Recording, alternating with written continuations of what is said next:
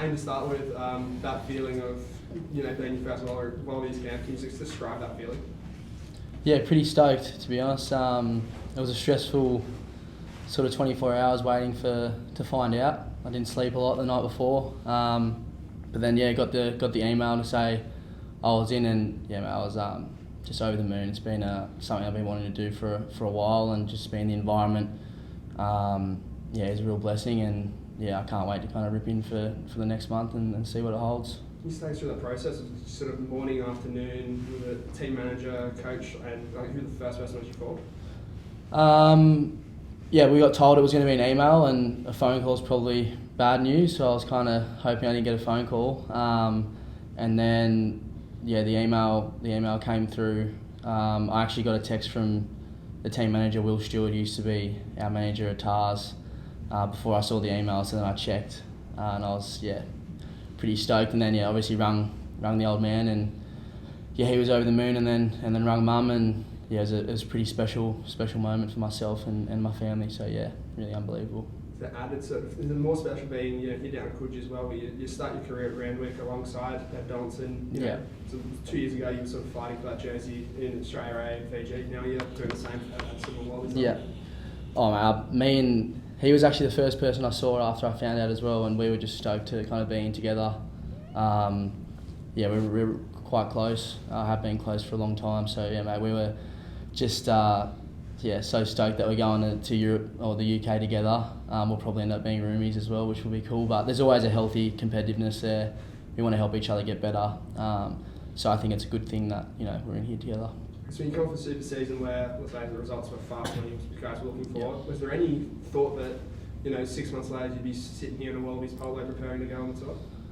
Probably not at the time. Obviously probably didn't perform the way I'd like in the Super Season, and obviously as a collective we didn't do that great. So I probably wasn't expecting it at the time, but then obviously going over to New Zealand with a sort of fresh start was definitely a goal. It was definitely something in the back of my mind that I was working towards. It was, I wouldn't say I didn't expect it completely, but after that TARS season it probably wasn't something that was at the front of my mind.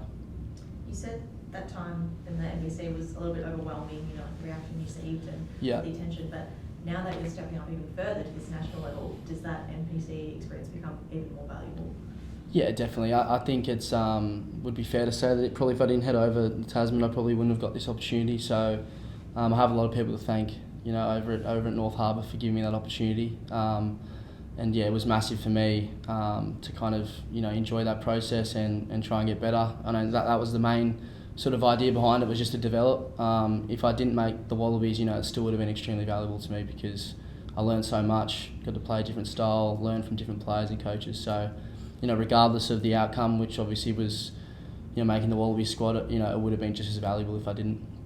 Do you expect, and do you think that other players like similar kind of positions would be valuable for them to go over? There's no third tier here at the moment. Do you think that's a bit of a bridge that allows for players to get more minutes under the belt?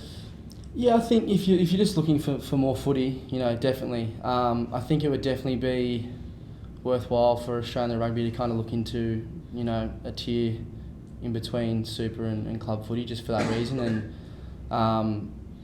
I probably wouldn't say it's your only option. Club footy, shoot shield's still definitely a massive part. I know I have a lot of boys who played shoot shield this year, and they found it unreal for the experience and the development.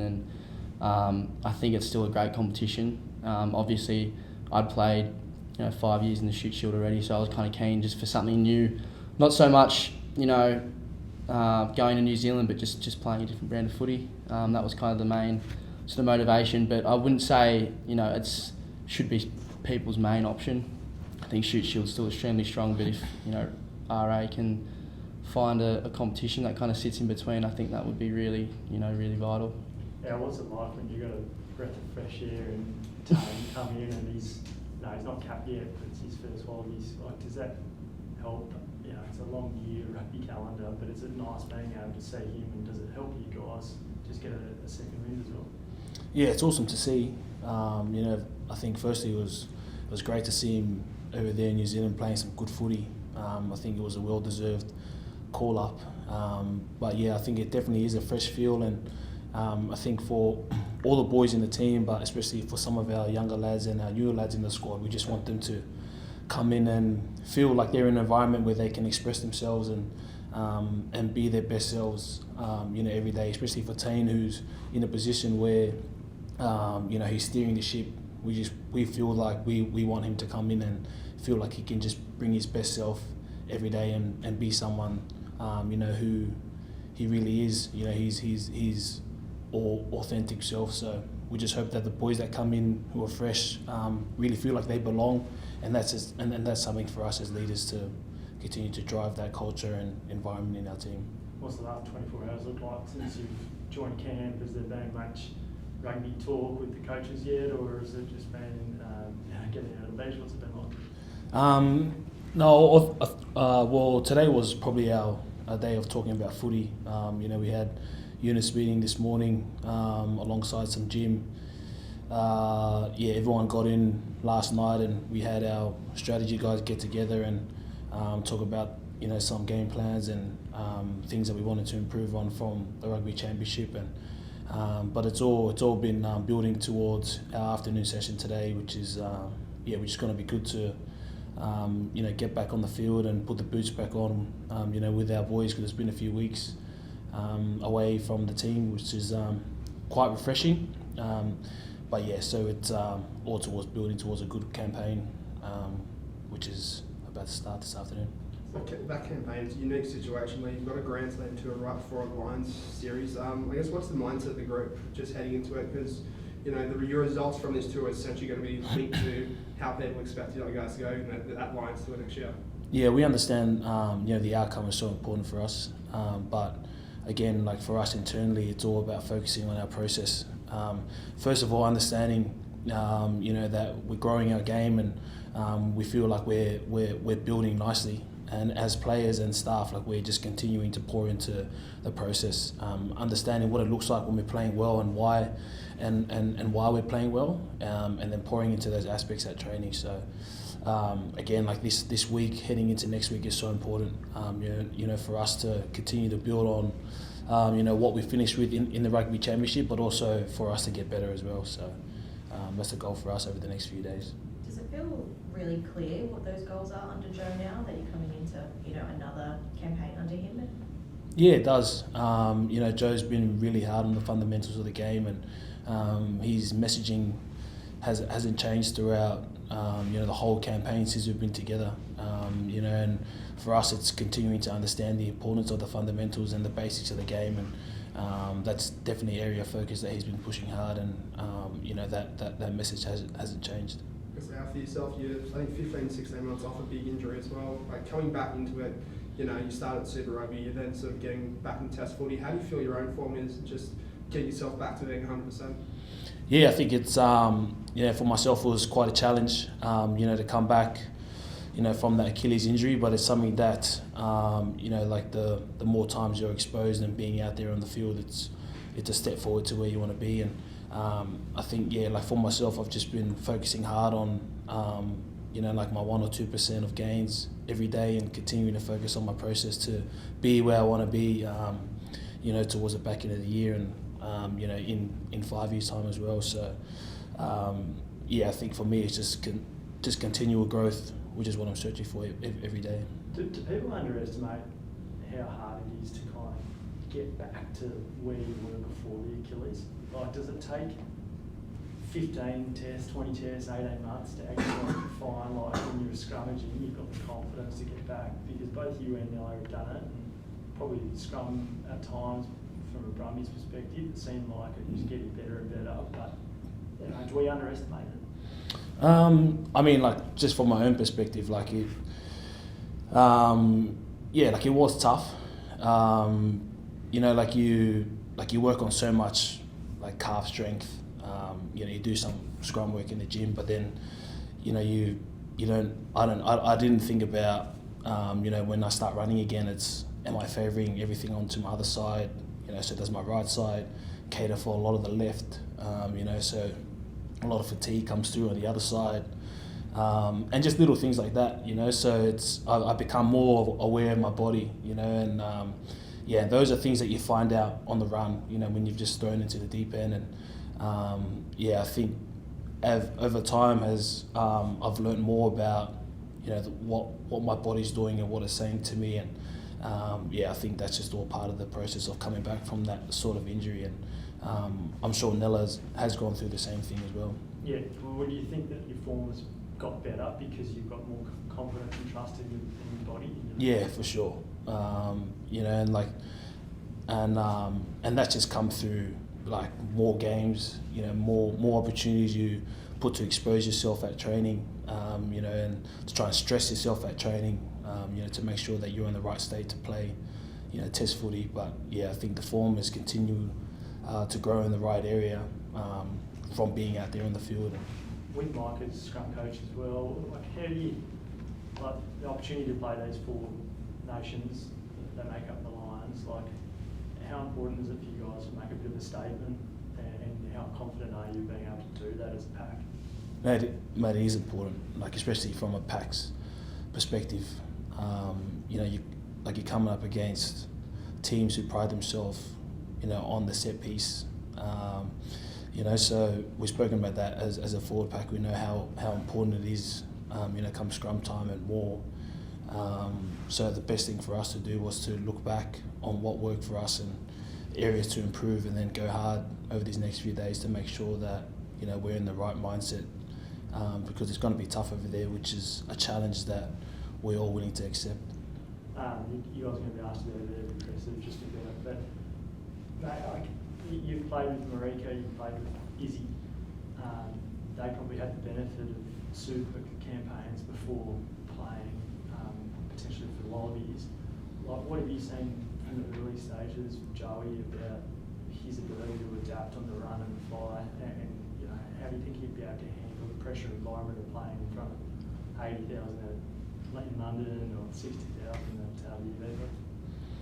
Oh, I think I've only trained with him for 2 days in Canberra, but man, he loves the contact, and you can see that he's just he's got some great natural talent, you know, especially with ball in space. So I think the best thing that impressed me was seeing him try and get around to different blokes and ask a lot about the game. He just wanted to learn so much as he could in the space of 2 days where we were together the last couple of weeks. And I saw him over with the coaches, which I'm sure he was talking about code a lot. So that's what impressed me the most about someone who's come in and he just wants to learn as much as he could, as fast as he can, so he can be the best version of himself for the team and for himself. You know, if he was to take the field on game day, but most importantly at training. So I'm sure we'll see more of him throughout, you know, this coming week. But yeah, I think the way that his mindset is and how he wants to grow and learn, it's going to take him a long way no matter where he is. I don't know if you saw it yesterday, but there was a piece in News Corp that suggested his selection cheapened the Wallabies jersey. Have you got a reaction to that? No, I don't know how. Does it feel like when you, like watching him and you talking to him, that he's someone that's aware of all this external noise, or how does he carry himself? Yeah, I think definitely as you know, professional rugby players, you're aware of the external noise, but then the battle for us and the challenge for us is how you deal with that external noise. You know, what you actually receive and what are you actually listening to. You know, who are you actually listening to, and whose criticism do you actually accept for yourself? And that's not only just for Suoliti, but it's for all the players in general. You know, so it will definitely be a challenge for him. But again, like seeing his mindset and the way that he's turned up, you know, willing to learn, I think that's a great trait of his, which has been so good to see early on. Tane, with the three of you uncapped, yourself and Joseph and Harry, do you all link up and kind of, you know, talk about what a unique and odd experience this is? Do you form a bond like that? Yeah, I think you're trying to form a bond with everyone. It's obviously a new environment, so you know it's obviously been great to kind of talk to Allan and talk to a few boys that I haven't really spoken to a whole lot. I think you're just trying to connect with everyone as much as you can, because you know as a new player, it's going to make your life a lot easier on the field, on the training paddock, if you have those connections. So had a good yarn to to Potts this morning on our walk to the gym, and Joey I've kind of known for a while now. I played some sevens and stuff with him as a youngster, and he's good mates with Teddy Wilson and stuff like that who I hang around with. So I know enough about Joey as well, but I think you're just trying to connect with as many boys as you possibly can, especially as a fly half. I think it's really important. The England match first up, it's not too far away, it's pretty close, it's going to be a bit cooler over there. Is that the ideal first? Wales are probably the weakest of the four at the moment, but do you get excited about the fact that England's a difficult opponent where the Wallabies have really struggled against, probably one from 12 or so in the last 5-6 years? Is that the kind of first match that you do want? Yeah, I think they're all going to be tough from playing over there, and the experience of playing at Twickenham, it's awesome, and that's a challenge where as rugby players that you want to be a part of, and for those who haven't experienced it, it's probably for us who have, is to share those stories, so it's not the first time that they get out and probably experience that on Saturday, but it's to kind of try and visualize that throughout the week and what's going to be coming and how loud it's going to be. And but I think it's awesome.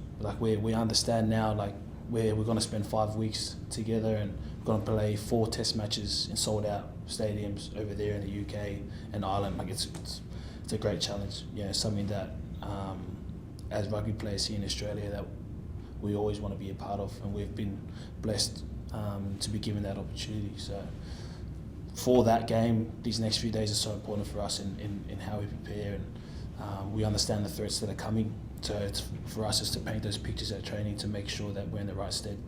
What's your best and worst memory of Twickenham?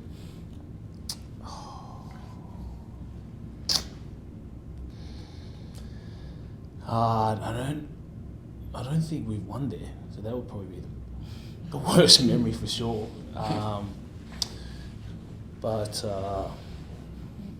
there any similarities between there and Eden Park? It's both venues that are not hard to win at. Yeah, I think it's all different. They have those tunes that they sing throughout the whole game, and that Sweet Chariot vibe. That's again I love the fact that it's our team and our staff against everyone there, and that's an experience that you just love being out there and being involved in, and against all their fans. It's an awesome atmosphere, and again, for those players who get the opportunity to play, man, it's special. Sorry. Goes without saying, Allan Alaalatoa #1 would be incredible, but given Joe's history with them and it's the first time he's going to be coming up against them, does it just give you a little extra, desire and push, I guess, to really get up for that one? Yeah, it does. But also, thinking back to 2022 and how close we got then. We still got a lot of boys that were part of that team as well, and understand they're the best in the world. Really good team at the moment and playing some great footy. With some quality players. So I'm sure Joe would have some inside information about how to try and put them off their game. But again, the focus is all on us and making sure that we're putting in consistent performances, which comes from all our training habits. Last one, please. What does a successful fall look like at the end of these 5 weeks? Whether it's results or whatever. How do you walk away from this being we're on the right track? For us, it's focusing on the manner and how we perform, seeing consistency and growth in our game. We understand that the outcome will come off the back of that. And again, I've said it before, but that comes through the process and what we do at training. Building that trust and belief in our own game through training to then be able to put it on the field. But yeah, I'd say the goal would be that consistency in the manner and how we perform.